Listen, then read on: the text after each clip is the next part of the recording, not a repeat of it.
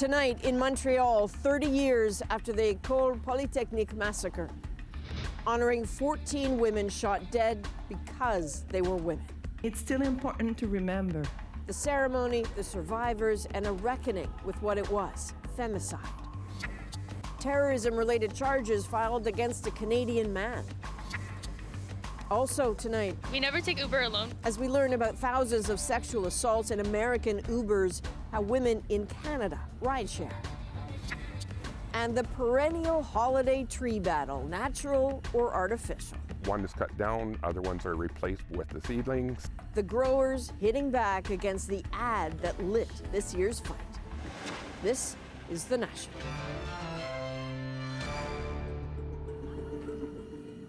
We are in Montreal tonight, atop Mount Royal, looking over a city remembering that unforgettable crime.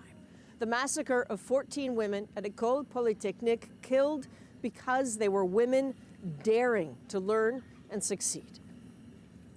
Classes were still going on a cold Wednesday evening 30 years ago when a 25-year-old man who once tried to go to that very school went on his rampage of burning hatred. He said in French, "You're a bunch of feminists," and he started to shoot. Marc Lépine stalked the floors with a semi-automatic rifle he bought specifically for one purpose, to kill women.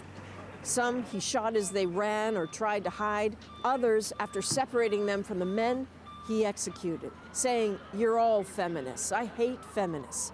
In the end, Lépine killed 14 women before turning the gun on himself. It's hard to overstate the shock and the terror of that day. Many Canadians say they still feel that trauma. So today, hundreds gathered at a ceremony here in Montreal.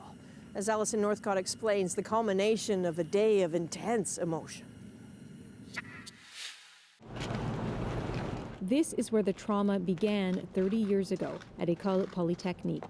She hid herself, but since she was blonde with long hair, probably he spotted her. It's where Catherine Bergeron's sister Geneviève was killed. We used to call her our sunshine. Very, very talented in a lot of film and very kind. Bergeron says she and her sister grew up believing women could be anything they wanted. Everything was possible. And then when this happened, did that? I understood that, and not that it was not that.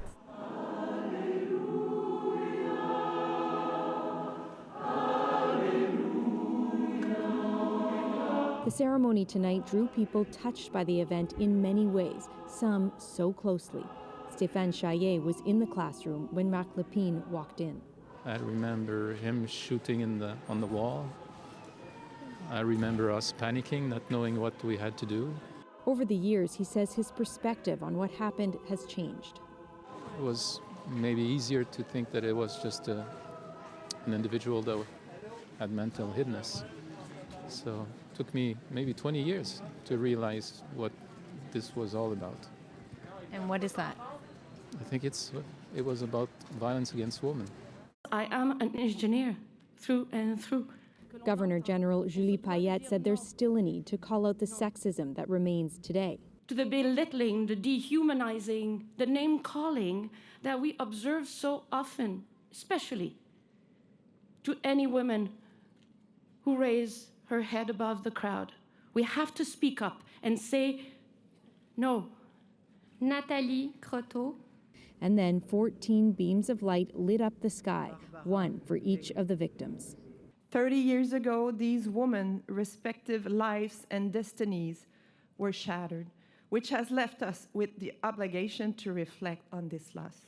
I graduated in mechanical engineering, and I feel that I have the future that those girls won't have. 30 years later, on a day that looks just as it did then, it is as raw as it ever was. And so, Alison, I guess what makes this even more sobering is news that there's been, a charge connected to the story of that massacre, even today. Yes, Montreal police said that they have arrested a man who ran a blog that glorified the Polytechnique killer. They say that it contained misogynist material and that he's facing charges of inciting hate, and that this isn't the first time that man's been arrested on similar charges. Even today. Thanks very much, Alison. Now, it's not just Montreal remembering tonight. Canadians paid tribute all across the country, including in the House of Commons. Each December, as we honor the memories of those 14 women, the survivors, and the families, we promise to do better. But the reality is that in 30 years, things haven't changed enough. Bloc MP Andréenne Larouche read out the victims' names, and the House observed a moment of silence. Also in the capital region, marchers called for an end to violence against women, while students and faculty at Carleton University stood in solidarity in a spirit of defiance. These are some very powerful, important women. They were about to do something great with their lives, but today we've made it to 30 years and women are making it everywhere in engineering, and it just really speaks to me. A message echoed at the University of Manitoba in Winnipeg, New Brunswick's University of Moncton, and at Dalhousie University in Halifax. For us, the December 6th is a symbol of the determination and perseverance of women. Despite the adversity, despite the resistance. And in Toronto, Mayor John Tory today proclaimed December 6th a national day of remembrance and action on violence against women. So stay with us as we continue to remember the Polytechnique tonight, 30 years after. What's changed and what hasn't. The story of one victim's brother still haunted by loss. A woman horrified to learn she was on Lupin's list of targets. Plus, a look at the gun control debate and an evolving legacy calling the massacre what it was. That's in about 20 minutes. In other news, we can tell you more about an Ontario man who last night was being closely monitored out of fear he might commit a terror attack. Today, the 22-year-old was charged with terror-related offenses. Katie Nicholson has been following the story for months and has the details. Federal prosecutor Howard Piewski couldn't say much, but he did say this. I think any time somebody's charged with leaving Canada to join a terrorist organization, it's a significant case with significant charges. Ikar Mao was already living under strict court-imposed conditions because of fears he might commit a terror offense. This morning, the 22-year-old was formally charged with participation in the activity of a terrorist group and leaving Canada to participate in that activity. Terror-related charges are rare in Canada. Each count carries a maximum sentence of 10 years. Mao's lawyer didn't want to comment today. In Ottawa, the public safety minister was also tight-lipped. I am aware that the matter is being investigated thoroughly and independently by the RCMP. I am also advised that charges have been laid in with respect to that investigation, and I'm not going to comment on any matter that's currently before the court. It's not known what evidence led the RCMP to lay charges. There's a publication ban in place. But CBC News was able to view confidential documents from Turkey that shed light on why Mao was detained there for 3 months this year. Turkish authorities alleged he was using Telegram, the app favored by ISIS, and that he had downloaded its propaganda on his phone, videos like this one. He said the videos appeared on his device through normal web surfing activity. He was released from Turkey in October.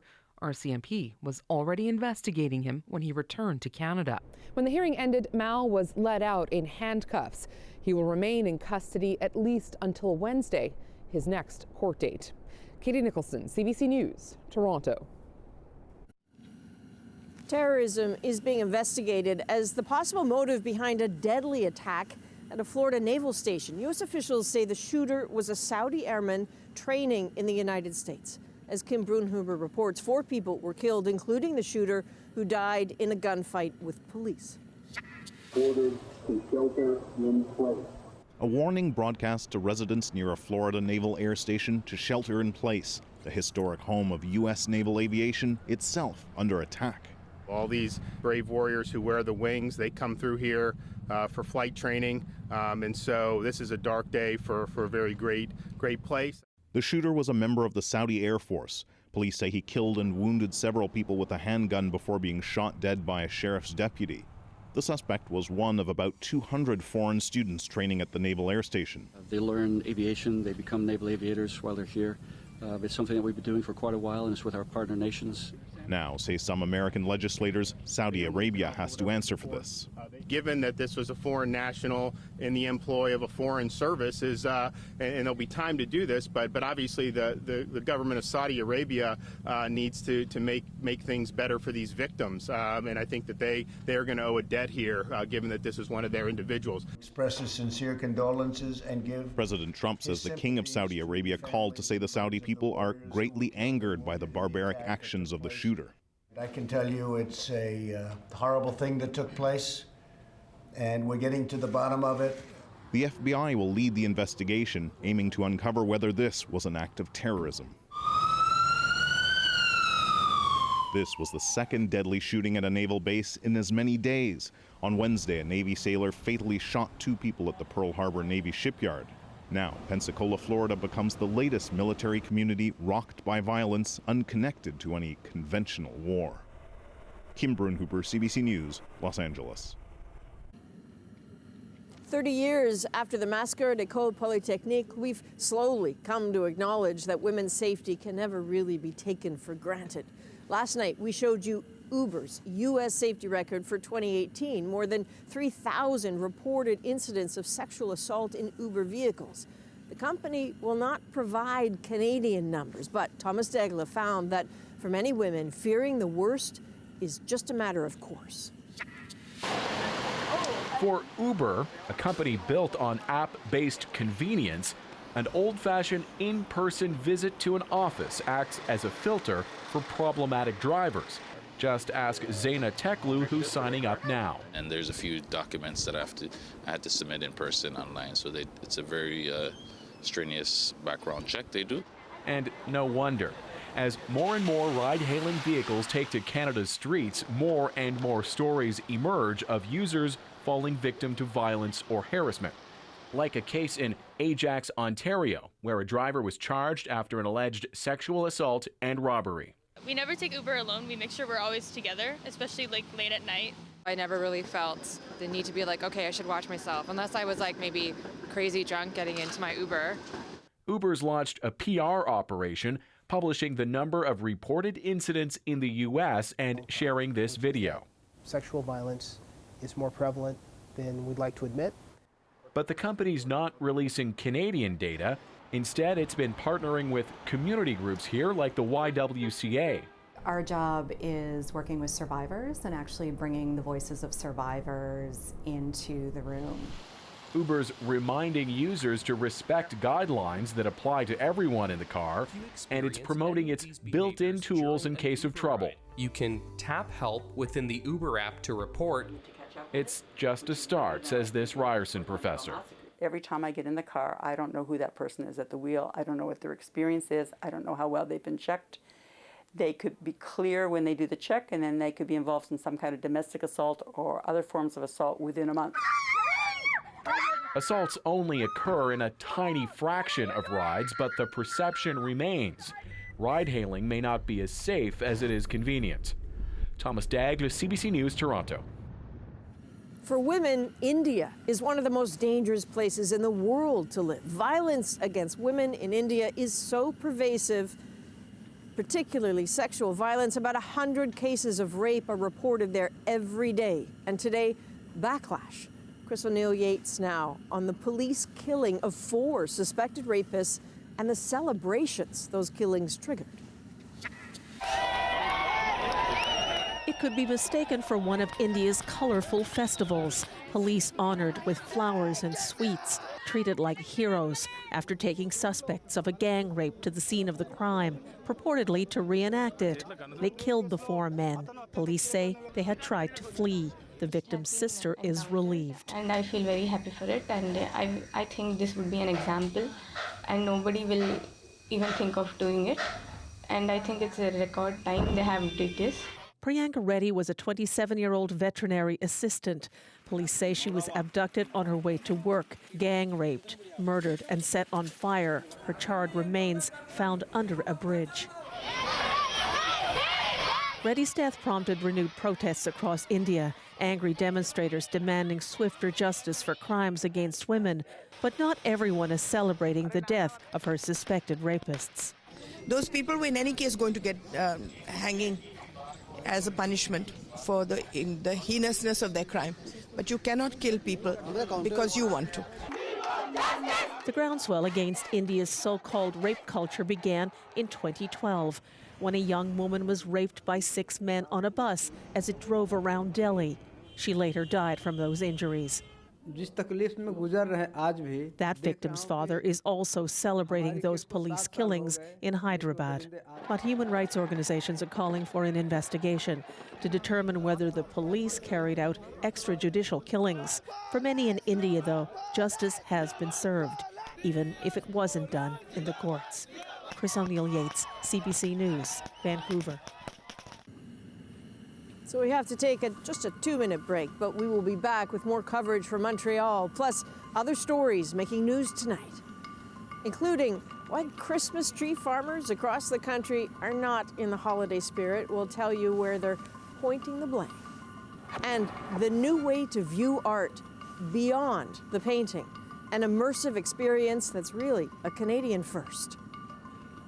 And a deadly house fire has a small Alberta community reeling tonight. After the break, we'll take you there for what we know about the fire that has killed 5 people. We'll be right back.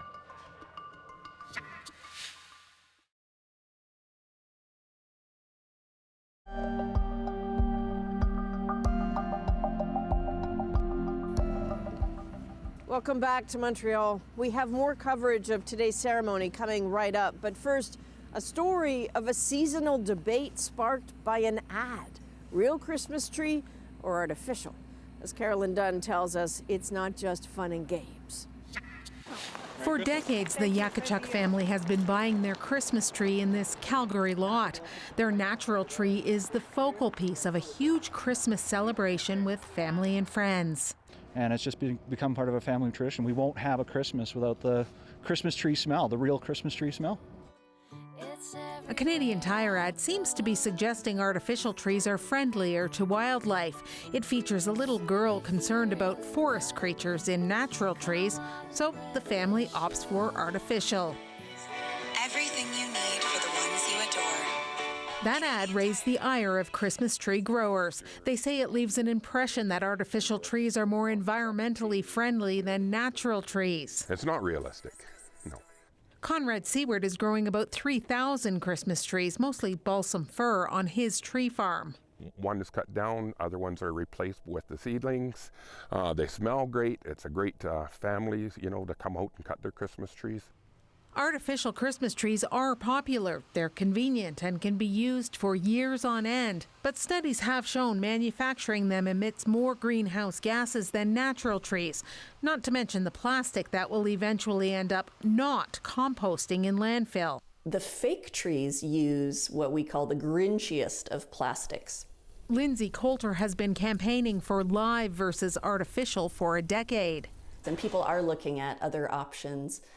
Even some people are decorating just an outdoor tree with some of their decorations that are safe to be outside. Coulter says other options include potted trees that can be decorated. Canadian Tire insists its ad wasn't meant to be a statement on the real versus artificial tree debate. It says live trees are sold at 200 of its locations, and it prides itself on offering customers a choice. Carolyn Dunn, CBC News, near Rocky Mountain House, Alberta. All right, let's go now to our national newsroom in Vancouver, where Ian is watching some stories from across Canada tonight.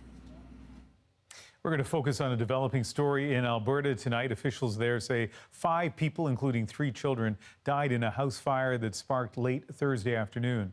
It happened in the small community of Rochfort Bridge. That's about an hour and a half northwest of Edmonton. That's where our Rafi Boudjikanian is. And Rafi, you're learning more about the victims tonight. Ian, what we're hearing from sources is that the adults who lived here were a couple, Marvin and Janet Gibbs, and the 3 children who perished with them were Janet's grandchildren. Now, this is all very raw. This is a small hamlet You can walk to the edge of it and still smell the smoke in the air. It's hitting neighbors very hard. We spoke to one who said that her daughter saw the fire last night and yelled, "Mom, fire!" She looked on and was horrified at what was going on. She says she'll have a very hard time forgetting the school bus coming every morning to pick up these 3 children and dropping them off at the end of the day. And here's how else Michelle Truchek remembers the family that lived here. They're a family that would give their shirt off their back to you.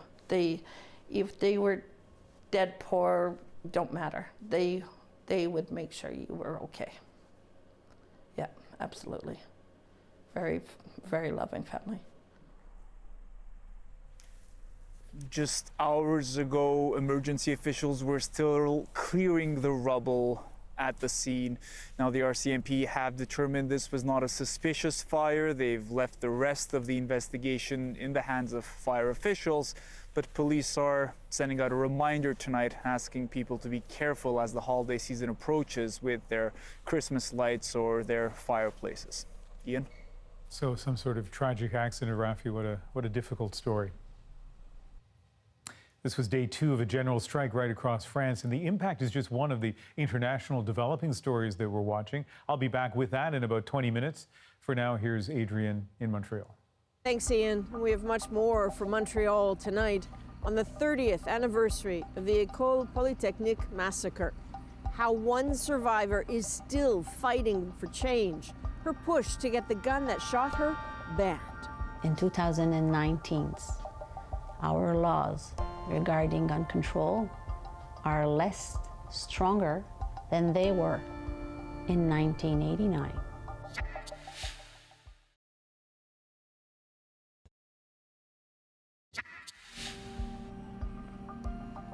We're back in Montreal. Each beam of light behind me, a shining reminder of a life lost at École Polytechnique on December 6, 1989. A lot can change in 30 years, and sometimes nothing does. For some of the survivors who decided to honor their classmates by fighting for gun control, an anniversary like this ends up being about both remembrance and rage. After all, the weapon that killed those 14 women is still legal in Canada. That's something survivors like Nathalie Provost didn't expect, just as she couldn't have foreseen what her life would become. At Polytechnique now, they call it the Order of the White Rose. J'invite maintenant Madame Nathalie Provost. For me, and probably for many people here, you symbolize the interrupted dreams of my classmates. A scholarship for female engineering students to help reach a potential that 14 murdered young women could not. The 14 white roses are for them. Nathalie Provost, the survivor, champion of those lives lost and those about to flourish. I would like to take your hand. I hold your hand so that this closeness between us, despite the passage of time, will make you share our innocence. You actively held their hands. And looking on, I wondered what that meant and what the purpose of that was. For me, it's the reminder of where we were 30 years ago. We were standing up, alive, in front of him just before he shot. And I think that's a very strong symbol, to be alive, standing up with them. How she survived, she'll never understand. Shot 3 times in the head and legs. I remember falling on the floor. I remember hearing his footsteps leaving the classroom. I tried to get out because I was able to stand up. I walked to the door. I opened it just the smallest I can and with no noise. And he was there to watch us, yeah. to block the entry. And then I came back. I told the girls, faites-les mortes. Play dead. Play dead. And we waited. I was so terrified by seeing somebody killing my friends. She was speaking out from the very start. That I ask every girl in Quebec and everywhere in the world who wants to be an engineer to keep this idea in their mind, because engineering is a great profession. Generous with the next generation even right away, but also eventually deeply angry and deep in another cause, gun control, starting with the gun used to shoot her. What would surprise Canadians right now about that weapon? That is still an unrestricted weapon. In some states, in United States, right now, they are more protected. They have a better gun control than what we have here. There aren't many families or survivors who talk so openly. Most are private in their grief, but in the gun control battle, Natalie Prevost has company. Most of the assault weapons in Canada are restricted, like the 6-hour MCX, which was... Heidi Rathjen. She escaped bullets that day, won't call herself a survivor, though. A fighter? Yes. Soon after graduation, she formed the Coalition for Gun Control. In my head, I was doing it for 6 months. Turned into a year, so it ended up being 6 years. And that was supposed to be it, because after all, in 1995, the Firearms Act came into being, a direct response to the massacre. The act decreed the licensing and registration of firearms. When the law passed in December of '95, we had a party, and the families were there celebrating with us. And they said this is probably the most concrete, meaningful homage to the memory of the 14 victims, because they know that it will save more lives than those that were taken on that fateful day. All those in favor of the motion will please rise. Celebrations didn't last. The long gun registry disappeared under Stephen Harper. Other features of the act were dismantled too. So Heidi Rathjen is again surrounded by her gun control files, getting angrier and sadder all the time. The witnesses and the families of the victims just want the death of their sisters and daughters not to be in vain. So 30 years is a long time. And for a lot of them, it's starting to be too long. Imagine the long gun registry would have been a building. Nobody would have destroyed a building because it's an asset. Information system is an asset, and we let the government destroy an asset. From an engineer point of view, it's incredible. She's angry at Stephen Harper too, but then, in a way, angrier at Justin Trudeau. She believed the laws would get passed when he had a majority government. She even joined the Firearms Advisory Committee, but she quit a few months ago in frustration so she could speak freely. And I think I had to publicly say no, it was not enough. And I cannot act as if I'm happy. I am not. I remember there's a picture of myself and Mr. Trudeau on the 25th anniversary where I believed. You don't believe anymore? I hope. I humbly give you my hope and my faith in you. Merci à Polytechnique. She admits to a loneliness about all this, about bearing witness again and again and continuing to fight without yet winning. 30 years is a long time to talk about hope. There were fresh signs the Liberals intend to do something on gun control in yesterday's throne speech. The government will crack down on gun crime, banning military-style assault rifles and taking steps to introduce a buyback program. Encouraging words for gun control advocates, but it's the facts that worry them. While fully automatic weapons are banned, with the right certification, you can get most semi-automatic handguns and a wide range of military-style rifles. More than 300,000 Canadians already own weapons like this. So there's talk of a buyback program. Many of Canada's mass shootings, including Dawson College in Montreal in 2006, Moncton in 2014, and the Quebec City mosque shooting in 2017, involved legally obtained firearms. Motive can sometimes be maddeningly obscure, but not here, not 30 years ago. The shooter wrote it out in hate-soaked detail, shouted it as he gunned his victims down.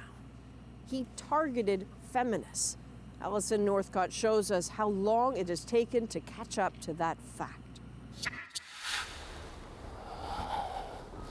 One of our friends used to say it's easier to describe a whirlwind than it is to describe Anne-Marie, but very spunky, spontaneous, happy, lively, very adventurous. I miss that part of her. When he remembers his sister, Anne-Marie, killed at École Polytechnique, it's hard sometimes for Jim Edward not to wonder what her life could have become. Probably have a farm with 4 kids and lots of horses. Do you think about that? I don't know. Do I think about that? You know, you try not to, just, you know. But you sometimes you come to a point and you say, you know, 25, 30 years later, where would she be at this point? The collective memory of what happened is also important to Edward. In this memorial park, the city recently changed the wording on this sign to specifically call the act an anti-feminist attack. It's an important step in making sure that we remember why this happened. Before Marc Lépine started shooting, he separated the men from the women and shouted, "I hate feminists."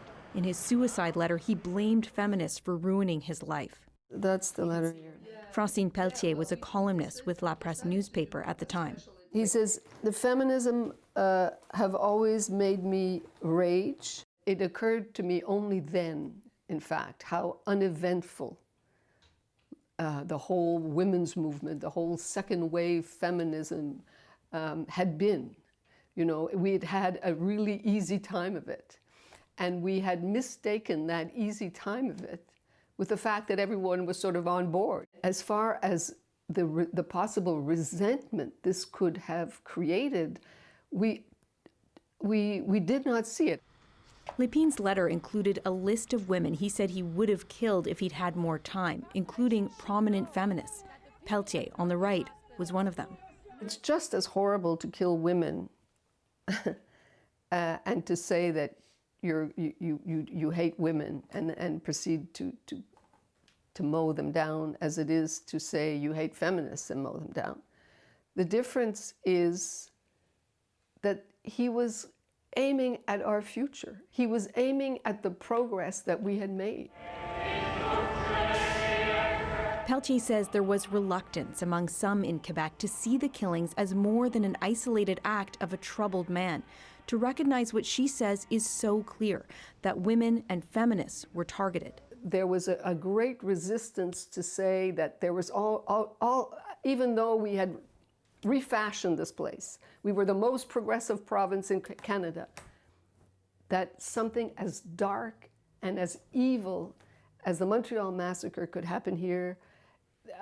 It took us a long time to acknowledge it. With time, some say the discourse around the tragedy has evolved, but it remains an undeniable part of École Polytechnique's history. Right now, it's more of a thinking as a woman, it could have been me at that time for no other reason. Today, these students say there's nothing radical about their choice to enter the field of engineering. I didn't choose engineering to make a point necessarily.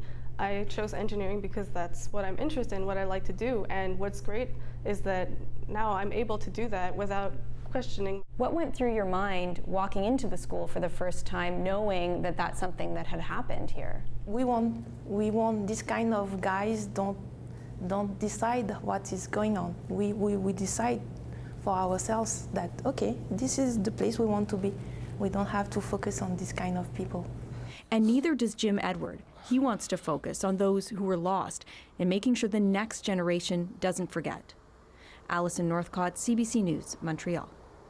We have to take a short break, but when we come back, we pay tribute to the 14 women killed on this day 30 years ago, who they were and the lives they were supposed to live.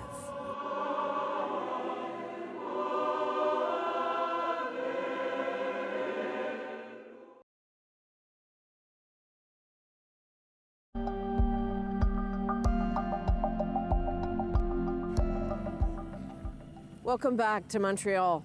For 30 years, the public memory of the 14 women killed at École Polytechnique has been defined by their deaths.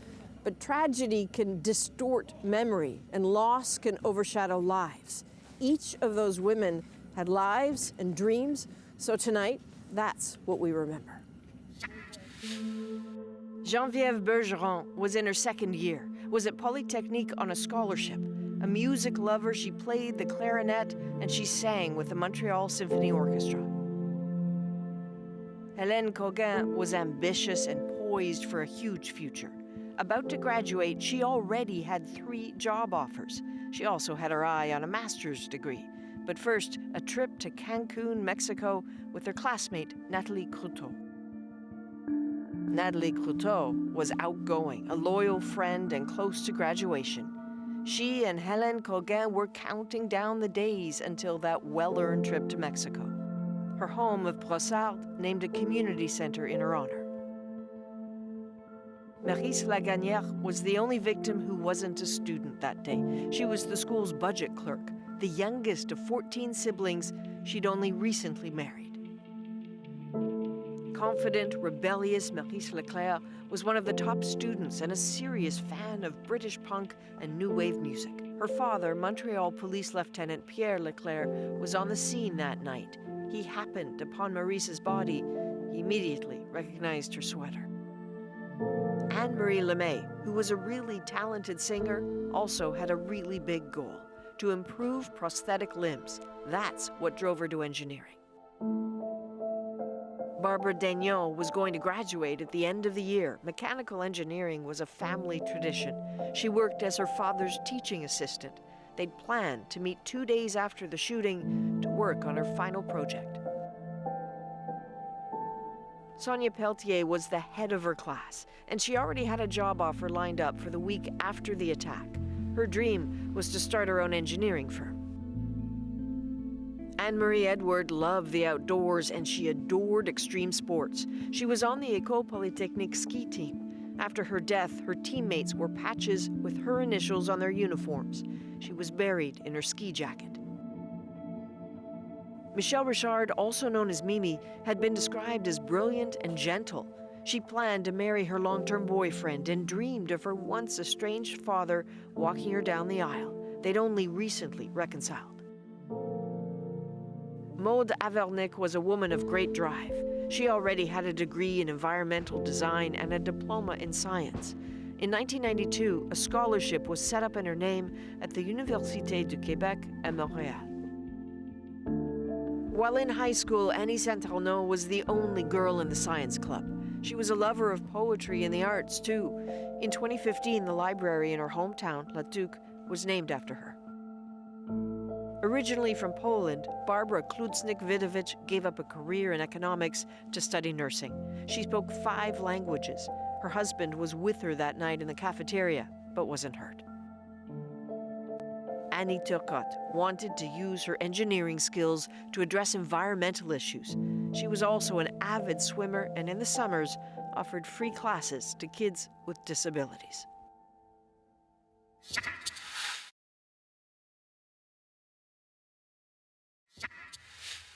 Welcome back to our national newsroom in Vancouver. In international news, more chaos in France as a nationwide general strike stretched into a second day. In Paris, nearly 2/3 of the metro lines were closed. Some commuters tried to avoid rush hour traffic, but the roads were still clogged. Shop owners are worried the crucial Christmas season could be spoiled if the strike drags on much longer. Unions are fighting pension reforms, and they've extended the strike until Tuesday. Swedish climate activist Greta Thunberg has arrived in Madrid, where UN-sponsored talks on climate change are underway. The hope is not within the walls of the COP25.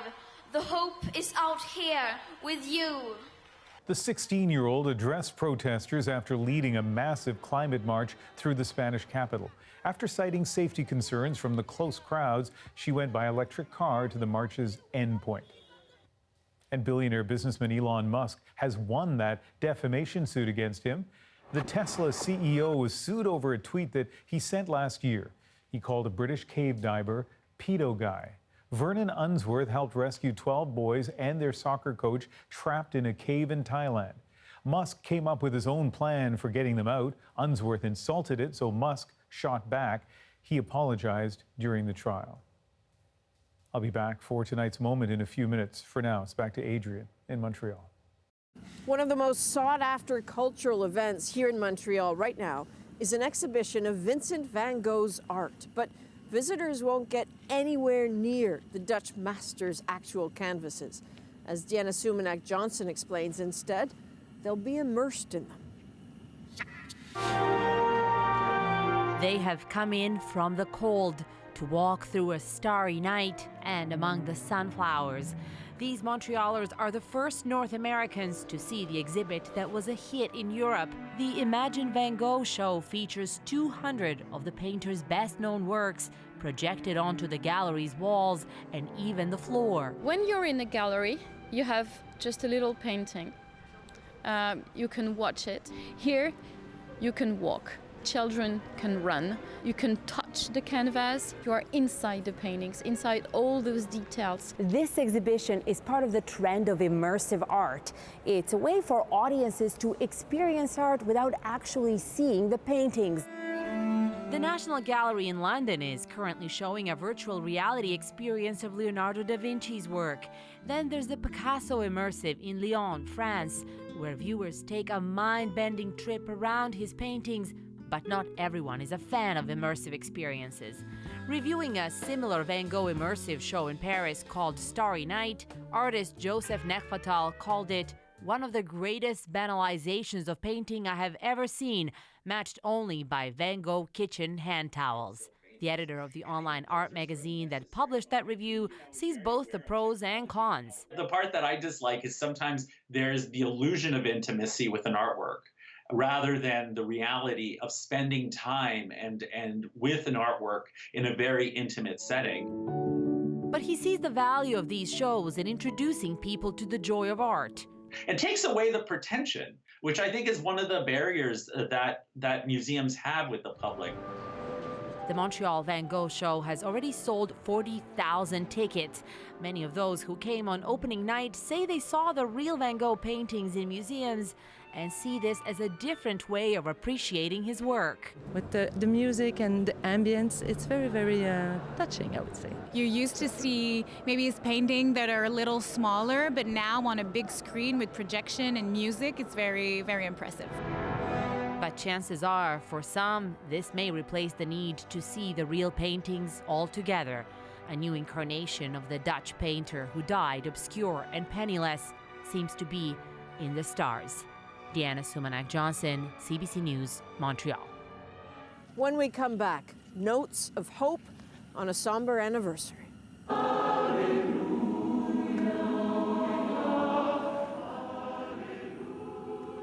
We'll leave you with the words and the music from this choir. That's next in our moment.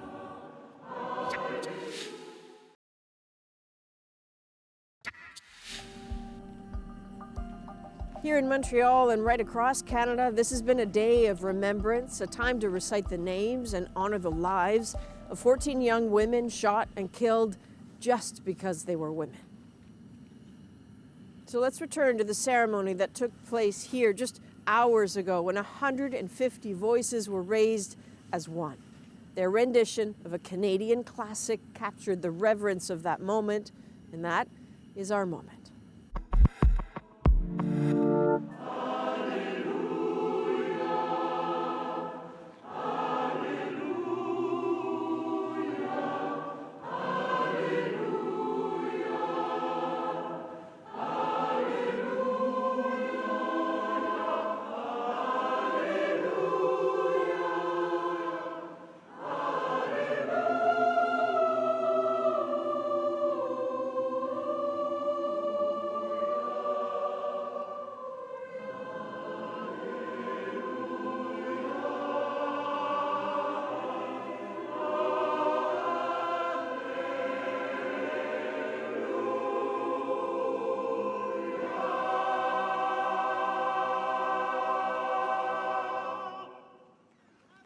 So Adrian, like you, I remember that night so well, exactly where I was. But what's it like to be there tonight? Well, it was a little haunting, Ian. It was a snowy night, just as it was 30 years ago. Hundreds of people here. At one point, someone asked people to sort of raise their arms to the sky towards those 14 beams of light, and so you saw all these gloved and mittened hands raising to the sky. It was a short ceremony, but incredibly emotional, even all these years later. That is a national for December the 6th. Good night. Good night.